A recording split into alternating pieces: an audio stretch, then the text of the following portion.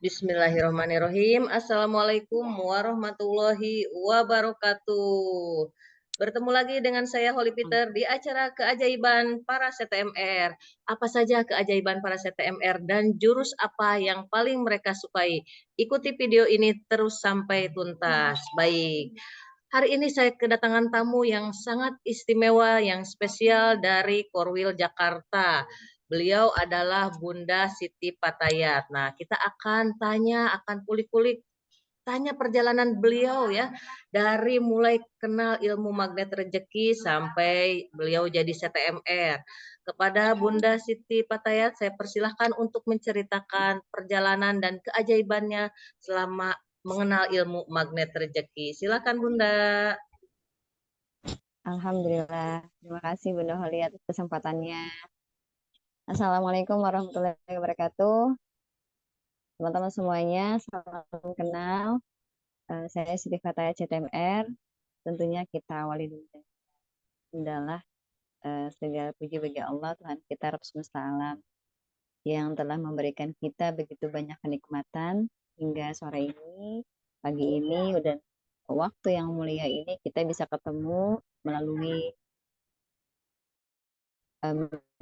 media sosial ya.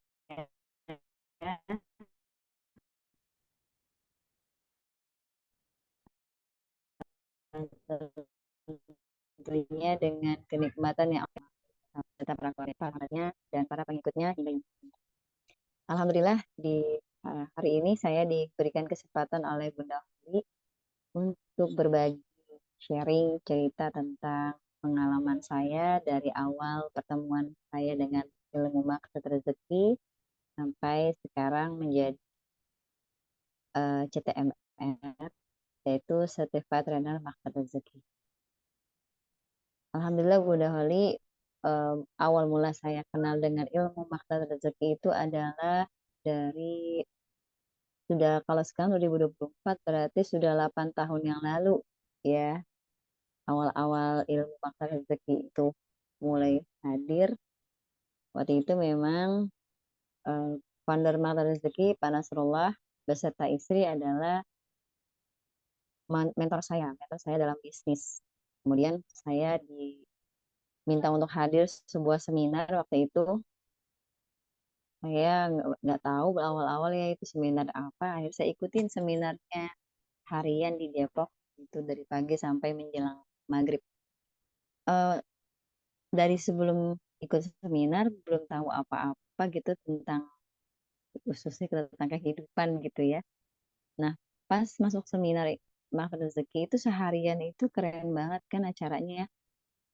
Pulang dari seminar itu keluar dari ruangan tuh saya seperti kayak punya harapan baru sama kayak kebuka mindset tentang kehidupan gitu, khususnya tentang Allah. Karena yang saya tahu itu dari ilmu agama yang saya pelajari dari SD, dari kecil ya sampai besar. Kenal Allah itu kesannya Allah itu lebih banyak siksaannya gitu lah, kurang lebih daripada kasih sayangnya. Tapi setelah belajar ilmu MR waktu itu, di hari itu, saya kebuka mindsetnya bahwa Allah itu maha besar dan lebih banyak kasih sayangnya kepada hambanya. Akhirnya saya eh, nangis gitu ya, gitu nangis ya Allah. Ternyata saya kecil banget gitu kan, gak ada apa-apanya. Terus Allah sangat lebih sayang hambanya ketimbang siksaannya. Setelah itu eh, masih sesuai dengan kehidupan sebelumnya tuh Bunda Wali belum terlalu fokus sama maksud rezeki. Dan saya sih merasa setelah sekarang udah jadi CTMR baru tahu tuh bahwa eh, ikut dan bisa masuk lebih fokus dengan ilmu MR, mau terbuka dengan ilmu MR itu karena kita mau membuka perisai.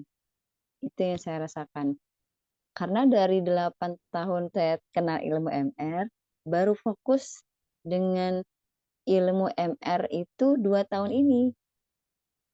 Jadi kan perjalanan 6 tahunnya kemana gitu ya. Perjalanan 6 tahunnya itu melalang buana. Udah tahu ilmu MR, awalnya dari dengan telegramnya, kemudian eh, setelah ada persoalan waktu itu, saya ada persoalan di bimbel saya, di tempat les saya gitu. Jadi saya punya bimbel, punya sebuah tempat belajar.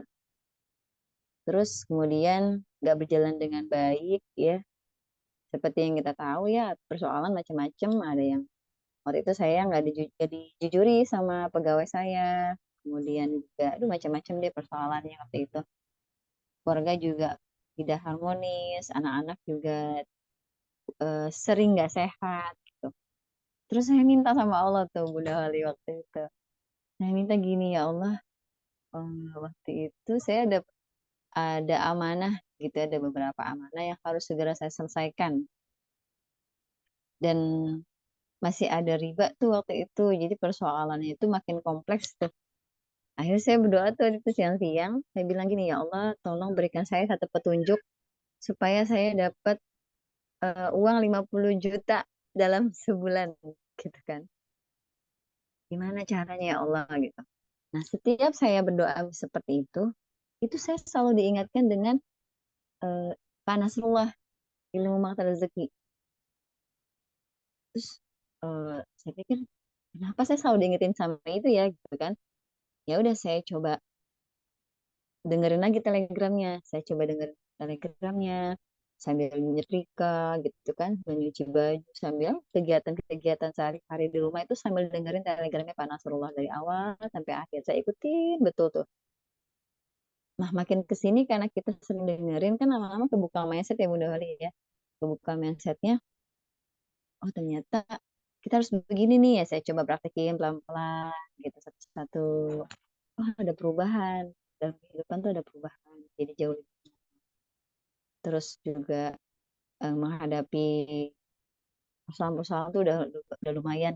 Cuma belum greget, belum tahu kan eh, apa yang harus dilakukan gitu. Kalau sekedar dengerin telegramnya itu memang kita pikirannya lebih tenang ya. Cuman waktu itu belum tahu apa yang harus dilakukan lagi. Terus saya ada Facebook, saya kebetulan waktu itu pas buka Facebook ada kelasnya Dokter Fikri, yaitu adiknya Pak Nasrullah. Saya lihat, ih ini kok eh, ada sekelas Master Rezeki nih gitu. Terus kayaknya saya bisa deh ikut. Karena kondisinya waktu itu memang lagi nggak mudah, Bunda Holly. Eh, waktu saya ada riba gitu kan, itu Allah uji sampai semuanya itu jadi minus. Diambil semuanya tuh, ya mobil, ya motor, rumah gitu kan. Itu diambil semua sama Allah dengan caranya sampai akhirnya saya sekarang udah nggak ada ribanya.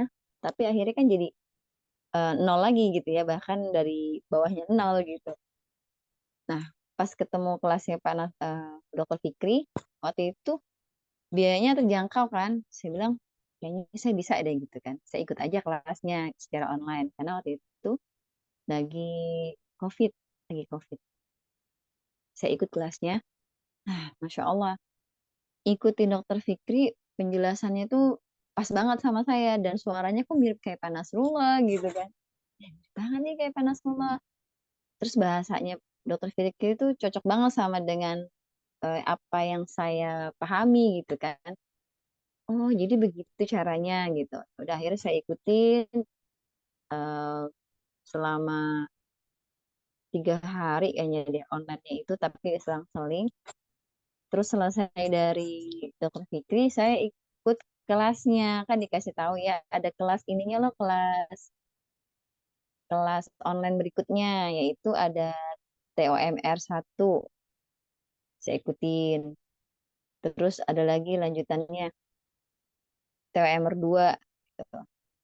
Nah, setelah itu saya coba praktekin ke diri saya sama ke murid-murid saya. Jadi awalnya itu setelah tahu makin dalam lagi ilmu MR, tapi belum CTMR waktu itu. Kok saya ngerasain keajaiban-keajaiban ya, keajaiban-keajaiban yang kecil-kecil. Kayak misalnya lagi pengen sesuatu, makanan, tiba-tiba ada tetangga yang datang nyamperin, gitu ngasih. wah bagus nih kalau saya praktekin dan serbarin ke anak-anak. Kebetulan kan memang Allah takdirkan saya tuh mengajar di sebuah rumah tahfiz di Cipinang Besar Utara, Jakarta Timur. Saya praktekin dan saya sebarin nih ke anak-anak murid saya, step by stepnya gitu. Terus ada lagi kelas dari Bunda Dina. Bunda Dina ini kan memang fokus di kelas kids sama teens ya. Saya ikutin juga kelasnya. Tujuannya sih awalnya untuk anak-anak saya. Ikuti kelasnya gitu kan. Terus keren banget gitu. Dipraktekin, dijelasin juga ke anak-anak murid saya. Itu banyak yang dapat keajaiban. Makin dong, makin semangat kan. Makin semangat belajar MR-nya. Karena udah banyak yang keajaiban. Cuman waktu itu belum CTMR juga nyebarin ilmunya jadi nggak belum belum berani untuk terlalu lebar kan. Makanya akhirnya saya kejar TFT. Wah, saya harus jadi certified-nya nih supaya nyebarin ilmunya tuh jadi lebih lebih lega gitu kan karena kan legal ya gitu, diakui. Ya udah saya kejar aja TOMR 2-nya, saya ikutin kelasnya, terus saya terus saya minta ya Allah saya pengen banget jadi CTMR-nya. Alhamdulillah ada jadwal TFT. Saat jadwal TFT itu barengan sama privat trainingnya Bunda Dina. Karena saya bener-bener pengen banget tahu gimana cara untuk lebih dapetin keajaiban lagi. Karena kan testimoninya itu Masya Allah ada yang gratis, rumah, macam-macam ya. Nah, eh, saya ikutin aja udah Bismillah nih saya ikutin yang trainernya Bunda privat trainingnya Bunda Dina Indriani. Itu berbarengan tuh sama TFT kan. Maksudnya waktunya deket banget kan. Setelah dari Bunda Dina ikutin privat trainingnya, besokannya ikut TFT kan di Bogor. Pulang dari acara Bunda Dina kemudian TFT itu dapat keajaiban yang baru pertama kali dapat keajaiban yang kata Pak Nasrullah lunas amanah seketika. Nah itu saya baru ngerasain tuh, oh ternyata kayak gitu prosesnya gitu. Kan setelah pulang dari kelas privat training sama TFT, kita kan dilatih ya, dan itu rasanya tuh dunia tuh tenang banget ya. Jiwa tuh kayak tenang banget kan, pulang dari situ kan, kayaknya tenang, lebih tenang, terus ngadepin apa-apa juga ya udah gitu kan, santai aja. Benar tuh Bunda Oli, 3 hari pulang dari TFT, saya waktu itu lagi beli makan sama suami, terus ada WA masuk, ada WA masuk. WA-nya beliau bilang seperti ini kawan saya, kawan baik saya, dan beliau bilang gini, Bun, Assalamualaikum Bun, apa kabar? Gitu. Saya jawab balik, gitu. Waalaikumsalam, baik Bun, apa kabar juga? Gitu. Kemudian beliau bilang, Bun, uang yang waktu itu Bunda pinjam, saya pada itu pernah pinjam uang ke beliau untuk kegiatan rumah tafis Srila waktu itu, karena memang di rumah tafis saya itu banyak keluarga yang menengah ke bawah gitu ya. Jadi saya membuat sebuah acara, cuman saya tidak tepat dalam menghitungnya. Akhirnya saya coba pinjam sama kawan saya ini. Totalnya hampir 20 juta waktu itu. Beliau bilang, Bun, uang yang waktu itu Bunda pinjam, saya sedekahkan aja. Dan minta tolong titip doa buat dari anak-anak. Yang penting buat saya dan keluarga saya. Itu saya pas baca itu lagi di pinggir jalan tuh, Bun. Saya kaget. Nah, Masya Allah, ini yang benar gitu kan. Terus saya kasih tahu suami saya kan. Ya, dapat keajaiban nih. Wah, rasanya itu benar-benar udah pengen sujud syukur kan. Tapi kita nggak bisa di jalan. Sampai rumah, sujud syukur. Kasih tahu suami, terus langsung sujud syukur. Kita berdua tuh nangis gitu. Ini ternyata rasanya lunas amanah seketika tuh kayak gini ya rasanya gitu. Nah, eh, setelah itu tuh lebih banyak lagi dapat keajaiban-keajaiban. Tapi sebenarnya sih dulu tuh pernah juga dapat keajaiban, tapi nggak tahu kalau itu ternyata polanya makan rezeki ya, yaitu buka perisai gitu. Jadi jurusan yang paling saya suka itu buka perisai sama garpu tala dan disiplin kata. Tiga itu sih. Buka perisai, disiplin kata sama garpu tala. Itu ajaib banget. Ajaib banget. Salah satunya lagi tadi ya, keajaiban pertama tadi itu. Kemudian eh, setelah itu saya ada beberapa kali lunas amanah gitu. Karena dulu dulu itu posisinya tidak mudah. Ada guru gitu, ada guru yang belajar ngajar di tempat saya dan saya waktu itu belum selesai amanah, menyelesaikan fee-nya ke dia gitu kan. Terus tahu-tahu dia WA saya, Bun, udah yang itu nggak usah di ini lagi, nggak usah dibayar lagi, biar jadi jariah aja buat saya gitu. Eh, itu kejadian seperti itu bener nggak bisa sih kita langsung dapet keajaiban itu kalau kita nggak ikutin tahap-tahapnya. Jadi sebelum sebelum dapat keajaiban itu, memang saya sholat taubatin gitu. Setelah praktekin sholat taubat, ya kan? Sholat taubatin orang-orang yang ada persoalan-persoalan ya, seperti yang saya ada amanah sama beliau, saya sholat taubat, saya bilang sama Allah, ya Allah, saya punya salah sama beliau gitu. Karena saya belum menyelesaikannya, terus saya minta dalam sholat saya agar dia memaafkan saya. Saya terus lakukan sholat taubat untuk orang-orang yang memang saya berpersoalan gitu ya, belum selesai urusan sama mereka. Terus saya punya Edgar Putalanya, saya baca, saya zikirkan berkali-kali. Gitu. Nah, barulah keajaiban itu tercipta. Jadi bukan eh, sekedar kita ikut kelas MR, terus kita nggak praktekin. Tapi kalau kita udah ikut kelas MR, tinggal praktekin aja ilmu. Sebenarnya sih bukannya bisa nggak bisa ya untuk dapetin keajaiban. Tapi mau atau nggak mau. Kalau untuk keajaiban itu sebenarnya semuanya itu udah punya hak kan, hak keajaiban. Tinggal kitanya mau apa nggak mau praktekinnya. Dan seberapa kencang kita untuk membuka perisai itu. Setelah menyadari itu bahwa rezeki itu datang berlimpah dan terhalang karena perisai, awalnya kan garis kebenaran saya itu masih tinggi gitu ya. Ah, kayaknya saya yang bener deh gitu kan. Merasa masa paling benar gitu. Terus Pak Nasrullah itu bilang yang ngedek juga di saya, langsung kayak di coel tapi dengan tek gitu lah. Istighfar kita tuh nggak laku gitu. Eh, karena istighfar kita tuh nyalain orang, bukan nyalain diri sendiri. Makanya kita harus naikin dosisnya yaitu dengan sholat taubat. Nah di situ saya baru mikir gitu, oh iya juga sih gitu kan, sering istighfar tapi kok di hati poinnya itu bukan nyalahin kita tapi nyalahin orang lain. Ya udah, Bismillah lah gitu. Pelan-pelan. Nah, itu prosesnya itu memang panjang. Apalagi saya pribadi banyak dosa gitu ya di masa lalu, zaman-zaman masih remaja gitu kan. Siapalah kita ya kan? Pasti ada kesalahan yang ada aja sama orang tua, sama keluarga, sama teman. Makin kita eh, praktekin ilmunya tuh makin cepat dapat keajaiban kan seperti itu. Nah, saya pernah dapat keajaiban Bro Hali. Ini dahsyat banget.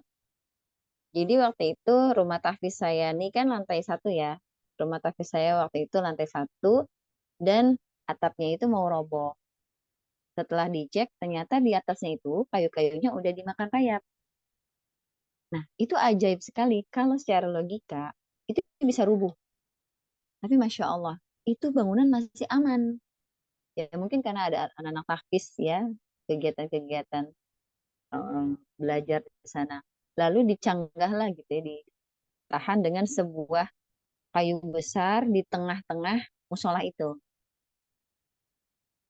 Terus eh, saya dan suami bilang ke RT gitu, kayaknya kita harus bangun musola ini. Waktu itu nggak megang uang sama sekali, Bu. Nggak ada sama sekali. Gimana kita mau bangun musola gitu kata Pak RT-nya. ya udah Bismillah lah gitu, Allah pasti bantu. Nekat tuh, dengan modal nekatnya minta tolong gambarin. Jadi saya nggak saya minta tolong keponakan saya, dia desain grafis juga, bisa gambar-gambar bangunan gitu kan, minta tolong gambarin dong dua lantai bangunannya seperti model ini gitu kan. Dibuatin lah sama keponakan saya. Itu saya dan suami itu mulai bikin gambar tuh di bulan Agustus, di bulan Agustus. Lalu setelah selesai gambar, minta tolong sama kakak ipar saya untuk hitung-hitungan karena beliau kan kontraktor juga. Coba Mas tolong dihitung kalau bangunan seperti ini berapa biayanya. Dibantu dihitung. Terus setelah itu saya sama suami hanya bikin informasi, tapi bener-bener nggak minta, nggak, jadi uniknya gini Bu, saya nggak minta sama orang tua murid eh, tolong bantuan dananya atau donasi gitu terus kita mencantumkan rekening, enggak. Jadi tuh yang saya bikin flyernya itu adalah mohon doa restu untuk pembangunan musola Nurul Islam namanya. Yang saya share itu kata-katanya seperti itu, kemudian fotonya, setelah itu doa gitu, ya Allah semoga apa kayak doa gitu, saya nggak ingat doanya apa. Udah tuh kita share ke orang tua murid dan juga ke bikin spanduknya gitu. Tapi kita nggak minta ke orang gitu, jadi kita minta doanya gitu kan. Kenapa? Karena saya dan suami yakin gitu, pasti Allah tolong deh, pasti Allah tolong, apalagi ini rumahnya kan. Eh, kita jangan sampai berada di posisi yang nggak tinggi, kayak misalnya minta-minta ke orang dengan jaring seperti itu. Kita betul-betul menjaga banget kemuliaan Islam, memposisikannya seperti itu gitu kan, maka nanti Allah akan tolong kita. Ya udah, kita nggak nyantumin rekening, cuman kayak gitu aja, mohon doa restu pembangunan musola bla bla bla, cuma sama itu sama gambar. eh Qadarullah, bulan Novembernya, Septembernya di share, kemudian bulan Novembernya itu saya ditelepon sama kakak saya, lagi di mana gitu, rumah Mbak, datang ke sini sekarang. Karena posisi rumah saya sama musola itu sekitar 10 menit. Ada yang nyariin kamu. Saya diminta datang. Jadi saya datang langsung ke sana sama suami saya. Nah, ada sepasang suami istri, Bu. Saya nggak kenal beliau. Mereka berdua ngajak saya ngobrol gitu. Ngobrol di musola itu, kegiatannya apa di musola ini, kemudian bla bla bla, macam-macam. Setelah itu mereka bilang gini, Bu, Bunda Fatayat, kami akan mengcover semua pembangunan musola ini sampai jadi. Masya Allah. Saya di situ sama suami speechless ya, karena warga dan semua itu pesimis. Karena mereka bilang gak mungkin musola ini bisa kebangun. Karena zaman sekarang gimana orang mau, mana mau bantuin gitu lah. Pokoknya inilah, gak yakin gitu. Tapi saya sama suami, Bismillah, pasti Allah bantu. Bener Bu, itu yang namanya keajaiban itu datang tuh seperti itu. Kitanya fokus aja sama Allahnya, terus tetap posisikan kita itu energinya tinggi, bagus, orang itu datang sendiri loh. Padahal saya nggak kenal beliau, ternyata beliau tuh dengar dari orang-orang baru nyamperin gitu. Di cover itu Bu, rumah tapi saya, musola itu dibangun di bulan eh, Desember atau Januarinya itu dibangun, 6 bulan kemudian jadi, Masya Allah, jadi itu bangunan. Kemudian setelah itu nggak cuma dibiayain bangunannya, tapi juga beliau bilang eh, dana ya kan, dana ada juga dana masuk ya, selain dari beliau ada juga dana masuk nih. Nah, dana yang masuk dari tempat lain itu diberikan ke beliau juga gitu kan. Jadi beliau mengcover dulu nih berapa semuanya, kemudian dana yang masuk itu juga dikasih ke beliau. Terus kata beliau, Bunda Fataya, tolong ditulis apa aja yang dibutuhkan untuk anak-anak tahfiz. Ya sekitar ada berapa juta gitu ya, 20 juta apa ya. salah. Untuk meja, sound system, layar, segala macamnya tentang buat anak-anak Hafiz dicatat Bu, apa aja yang dibutuhin. Itu semua di cover gitu. Aduh, Masya Allah. Itu rasanya tuh baru baru merasakan keajaiban yang besar juga itu seperti itu. Waktu itu yang saya lakukan tuh lebih banyak di gua keajaiban, tapi sama anak-anak Hafiz. COVID itu Bu, awal COVID, anak-anak langsung online kan. Kita nggak boleh belajar tetap muka ya. Karena waktu itu posisinya masa-masa COVID waktu itu, waktu yang pembangunan musola, kita nggak boleh online, nggak boleh offline kan, nggak boleh tetap muka. Ya udah kita belajar sampai 3 bulan tuh, 3 bulan belajar secara online. Tapi kok makin nggak bagus ya kondisinya, anak-anak juga kayak nggak ada semangat hidup ya kondisi waktu itu. Akhirnya Bismillah 3 bulan awal COVID, di bulan keempatnya kita beraniin tatap muka tuh, belajar seperti biasa tatap muka, tetap jaga protokol kesehatan, kita atur duduknya, kita atur jangka waktu belajarnya supaya nggak terlalu numpuk gitu. Sampai sekarang itu nggak libur, nggak tutup, kecuali kalau hari raya. Dan itu Masya Allah, keajaibannya itu juga benar-benar. Kalau yang ini, saya rasa itu keajaiban gua keajaiban juga deh. Kalau yang anak-anak Hafiz ini. Karena selama selama COVID itu kita banyakin murojaah tuh, yang Quranic vibration ya. eh, Banyakin murojaah, kan dia mengeluarkan kata-kata kan murojaah itu, dia dengerin suaranya sendiri, ternyata di frekuensi tertentu si penyakit COVID itu kalau ada di dalam tubuh kita dia mati sendiri. Seperti itu kan penelitiannya. Nah itu Masya Allah, selama COVID kita itu murojaah terus sama anak Hafiz dengan suara yang kedengeran gitu ya, bukan yang share tapi kedengeran. Seperti eh, setiap pertemuan itu kurang lebih satu juz gitu. Oh itu Masya Allah, anak-anak Hafiz itu semuanya dijaga, nggak ada yang kena COVID. Masya Allah, Alhamdulillah. Itu keajaiban yang saya rasain banget dari Al-Quran juga, dari yang gua keajaiban itu. Nah, setelah sekarang udah jadi CTMR, makin semangat dong ya kan, semakin semangat belajarnya, terus nyebarinnya. Dan awal-awal juga belum paham dengan ilmu Garputala gitu. Terus sama yang buka perisai. Nah, sekarang baru mulai ngerti itu Bu, saya baru mulai paham. Oh, ternyata eh, Garputala itu sebenarnya poinnya di keyakinan. Kalau kita yakin, kemudian kita mengulangi ayat yang kita dapat, terus kita baca berulang-ulang dengan tujuan agar kita tenang. Nah, nanti di situ Allah akan kasih keajaiban. Setelah itu banyak banget sih keajaiban. Jadi setelah praktekin perisai, buka perisai, disiplin kata sama Garputala. Akhirnya sekarang yang dulunya saya itu wanita karir ya Bun, ninggalin anak gitu. Aduh banyak banget deh perisai-perisainya, ninggalin anak segala macam. Nah sekarang ya kata Pak Nasrullah, ngapain kerja ya kan kalau eh, kalau ada yang tersakiti gitu ya kan, saya ninggalin anak gitu kan, kerja, anak saya nggak mau ditinggal, akhirnya kan dia nggak bahagia gitu. Ya udah makanya waktu itu saya jadi posisinya minus. Nah sekarang saya lagi banyak sama anak-anak sama suami, dan kerjaannya ya itu, oh, fokus aja di perisai rezeki, disiplin kata sama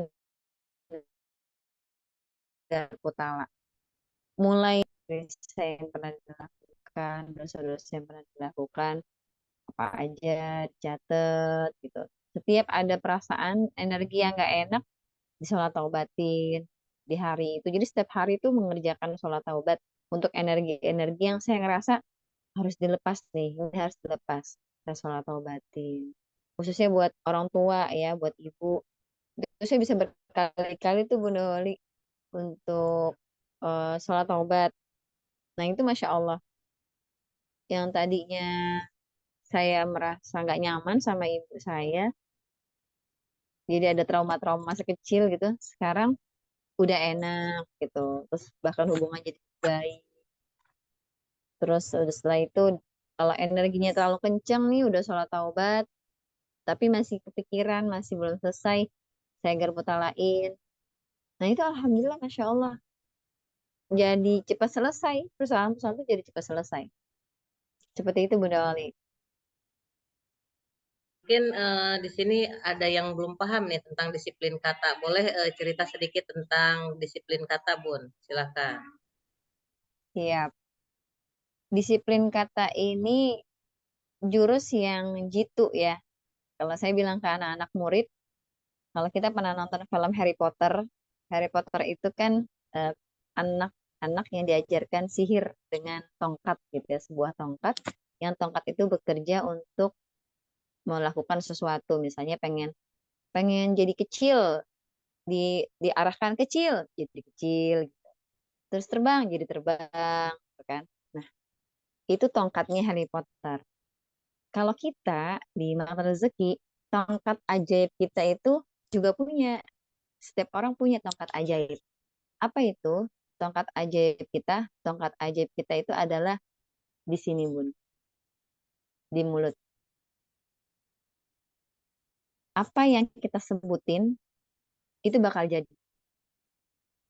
Karena mulut ini tongkat ajaib kita. Makanya kenapa di Makan Rezeki itu kita harus benar-benar menjaga kata-kata yang energinya rendah, jadi energinya positif. Bukan mengganti lawan katanya. Contoh, sakit gitu. Bukan diganti dengan sehat, tapi sakit itu kan energinya rendah. Kalau kita bilang kepala saya sakit, coba deh ngerasain. Kalau ngomong kayak gitu, rasanya kan jadi lama-lama nggak makin sakit gitu kan? Nggak enak nih di hati ya kan? Nah, di makan rezeki diganti energi yang tadinya rendah, sakit, menjadi energi tinggi. Yaitu apa? Kurang sehat. Kalau kurang sehat, kata kurangnya itu di alam bawah sadar kita ini juga oleh para malaikat itu tidak dikenal seperti kecoret gitu ya. Nah, yang dikenal itu adalah kata akhirnya, yaitu sehat.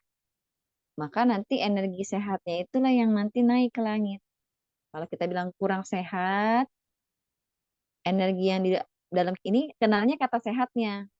Maka energi sehatlah itu yang akan naik ke dalam langit, ke atas langit, dan dia akan balik lagi ke kita. Disiplin kata tuh seperti itu, bahwa dia menjadi pintu pintu keajaiban. Percuma ya kalau misalnya kita udah melakukan ibadah macam-macam, sholat tahajud, sholat duha, sedekah, macam-macam, tapi kita tongkat ajaibnya itu belum benar. Nah, dia akan mengikuti tongkat ajaibnya gitu. Udah bener nih ngelakuin ibadah segala macam. Si tongkat ajaib kan tinggal digunakan aja kan gitu. Nah, kalau ke tongkat ajaibnya ini, si mulut ini bilang mudah, ya maka amalan-amalan ibadah yang udah kita kerjain itu udah jadi bekal kan buat mensupport si eh, pintu ajaib ini, si tongkat ajaib ini. Maka nanti benar-benar Allah mudahkan. Nah, ada beberapa kata yang di disiplin kata, yang jurus disiplin kata yang diajarkan di ilmu makan rezeki itu seperti kayak sakit menjadi kurang sehat, sulit menjadi tidak mudah. Kemudian eh, benci menjadi tidak suka, lalu masalah diganti persoalan, hutang diganti menjadi amanah. Nah, awalnya untuk merubah kata hutang dan amanah itu memang agak-agak mudah tuh, Bun. Nggak paham gitu. Saya rasa juga itu karena dosa ya. Kita tidak paham akan ilmu, itu karena dosa-dosa kita. Nah, setelah praktekin perisai rezeki, membuka-buka perisai-perisai kita dengan sholat taubat, baru paham. Tuh, oh iya ya, hutang itu kan energinya rendah. Ya, kalau kita bilang kita punya utang kesannya tuh kita rendahan dan kayak nggak mau bayar. Tapi kalau kita ganti dengan amanah, saya punya amanah nih. Energi kita tuh, posisi kita tuh tinggi, dan kita ada energi untuk menyelesaikannya dengan baik. Akhirnya nanti mengundang energi-energi baik ke kita, Allah akan kasih kita amanah modal usaha sehingga bisa mengembalikan amanah sebelumnya. Makanya teman-teman semuanya, eh, udah benar kalau teman-teman udah melakukan banyak ibadah, itu udah tinggal dilanjutin aja kayak baca Quran, sholat, taubat, sholat duha, sholat tahajud, sedekah, ya semua amal solehnya. Tinggal teman-teman harus perhatikan tongkat ajaibnya, apalagi ibu ya. Kita selalu berlatih nih sama tongkat ajaib kita, yaitu si mulut ini. Dia akan jadi ajaib kalau mulut kita udah benar. Karena ajaib itu suci, suci dan tinggi. Nah, maka kita pun juga kata-katanya harus suci dan tinggi, positif. Berhati-hati dari kata-kata. Nah, teman-teman bisa bisa lebih banyak latihan tuh ya, nanti tulis di kertas gitu kan, energi-energi apa yang nggak bagus. Itu penjelasannya panjang tuh ya, nanti teman-teman bisa ikut kelas SHMR yang akan Rezeki adakan di 8 Juni. Di situ nanti ada penjelasan tentang disiplin kata, lebih lebih detailnya. Seperti itu Bunda Holly. Baik, Bunda. Ini karena kita waktu juga kita nggak banyak ya, Bun. Pokoknya intinya ikuti SHMR. Nah, pesan Betul. terakhir mungkin untuk para pengamal ilmu magnet rezeki, karena di awal biasa dengan persoalannya maupun punya amanah atau anak bermasalah, keluarga tidak harmonis. Mungkin ada pesan yang disampaikan Bunda untuk para pengamal ilmu magnet rezeki yang baru mengenal gitu. Apakah lewat YouTube gitu baru kenal, tapi udah saya emang nggak mau belajar lagi ilmu magnet rezeki, nggak paham-paham gitu. Boleh silakan Bunda pesannya untuk para pengamal ilmu magnet rezeki. Ya, untuk teman-teman yang udah pernah dengar ilmu magnet rezeki, ataupun juga yang masih awal-awal ya, yang masih belum paham tentang ilmu magnet rezeki, saran saya terus aja buka mata, buka telinga, buka hati untuk dengerin telegramnya, telegramnya Pak Nasrullah, kemudian bisa lihat testimoni-testimoni YouTube-nya. Nah, dari situ nanti mulai kebuka juga mindset kita. Nah, setelah itu ikutin kelas-kelasnya MR. Kelas-kelas MR itu yang dasar itu, yang maksudnya yang ketemu ya, itu ikutin karena energinya itu beda. Kalau yang Telegram sama YouTube kan secara online ya kan, ada energi positifnya juga, dapat juga. Nah, lebih lagi naikin lagi kalau mau cepat selesai persoalannya, tambahin lagi ikut yang kelas offline-nya yang kita tatap muka. Yang biasa dilakukan oleh Imam Rezeki itu setiap bulan ya, kalau Allah ridhoi itu kan setiap bulan sekali kita adakan. Insya Allah di bulan Juni ini ada kelas SHMR di 99 titik di seluruh Indonesia, juga ada di Malaysia. Bisa dipantengin terus telegramnya Pak Nasrullah, jadwal-jadwalnya, kemudian em, lokasinya ya, terdekat di mana. Nah, segera hubungi SHMR yang terdekat ini 8 Juni, yang dekat dengan daerah. Ikuti kelasnya, lalu praktekkan ilmunya. Nah, karena kelas-kelas MR ini nggak sekali kita kerjain, bukannya MR itu yang justru mencari untung dari ini, tidak seperti itu. Tapi sebenarnya kita nih yang butuh kelas MR. Kenapa? Setiap kita ikut kelas MR, itu kita kayak di charge. Seperti handphone yang bisa lowbat, terus kemudian di cas. Begitupun juga kita. Kita bisa menjadi lowbat dengan lingkungan yang tidak mendukung, komunitas yang tidak mendukung, maka kita butuh ngecas. Nah, ikutlah kelas-kelas MR itu. Itu casnya itu cepet banget. Ibaratnya baterainya tuh baterai baru di acara tuh jadi lebih tenang, ngadepin persoalan. Makanya kenapa dibuat sebulan sekali? Karena memang eh, energi kita itu terkuras kan selama sebulan sekali itu nanti dicas lagi dengan ngikutin kelasnya. Riset lagi, ikut riset lagi SMR. Itu fungsinya buat kita kok. Buat kita nanti ke depannya. Supaya kita lebih mudah lagi untuk praktekin jurus-jurusnya dan lebih paham, lebih kebuka. Insya Allah nanti teman-teman bakalan dapetin jalannya sendiri, dapetin keajaibannya sendiri deh insya Allah. Karena setiap orang keajaibannya beda-beda. Ya, tinggal ikutin aja tadi. Ya,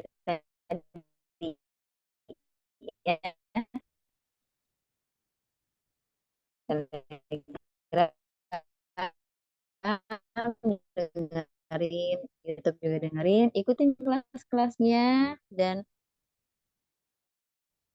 setelah itu diulang lagi aja cerita lagi, terus setelah itu dipraktekin ya ilmunya.